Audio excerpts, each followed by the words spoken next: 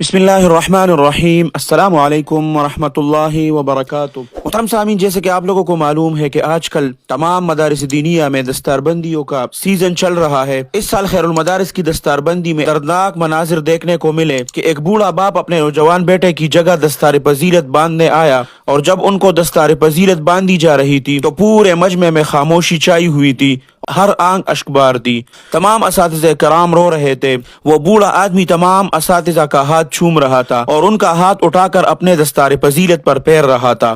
محترم سامعین، ان کو خوش قسمت کہوں یا بد قسمت نوجوان کہوں، جن کا نام مولانا ضیاء الرحمن صاحب رحمۃ اللہ علیہ تھا، انہوں نے اولیاء سے لے کر دور حدیث تک تمام اسباق جامعہ خیر المدارس ملتان میں پڑھے اور ہر درجے میں اول پوزیشن حاصل کرتے رہے، اور دور حدیث کے سال پورا سال کہ میرا حدیث کا سند منقطع نہ ہو جائے اور مجھ سے کوئی حدیث اور کوئی حرف رہ نہ جائے، تو دور حدیث کے سال پورا سال دارالاقامہ میں قیام نہیں کیا، بلکہ دارالحدیث میں رہتے تھے۔ صرف وضو کے لیے اور قضاء حاجت کے لیے اور کھانا وغیرہ کے لیے نکلتے تھے، باقی تمام وقت دارالحدیث میں رہتے تھے۔ نیک سیرت، خوش اخلاق لڑکا تھا۔ دستار بندی سے کچھ ہی دن پہلے اللہ سبحانہ و تعالیٰ کو پیارا ہو گیا۔ اللہ سبحانہ و تعالیٰ ان کی کامل مغفرت فرمائے اور اللہ سبحانہ و تعالیٰ ان کے پسماندگان کو صبر جمیل عطا فرمائے۔ محترم سامعین، آخر میں جب ان کے والد صاحب کو دستار پذیرت باندھی گئی تو اصل جو مجھے زیادہ رونا آیا وہ اس بات پر آیا کہ وہ باری باری ایک ایک استاد کے پاس گئے اور ہر استاد کا ہاتھ پکڑ کر معافی مانگ رہے تھے کہ اگر میرے بیٹے سے طالب علمی کے دوران کوئی غلطی ہوئی ہو تو آپ ان کو معاف کر دیں۔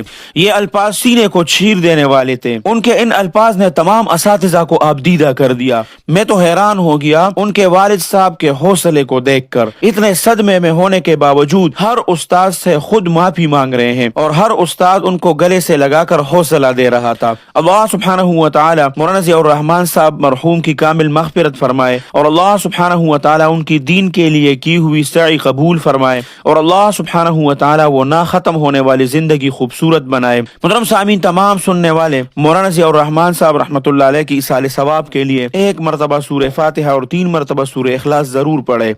اللہ سبحانہ و تعالی آپ سب کو اپنے حفظ اور امان میں رکھے، اپنے خصوصی دعاؤں میں یاد رکھے۔ السلام علیکم ورحمۃ اللہ وبرکاتہ۔ الحق وزهق الباطل إن الباطل كان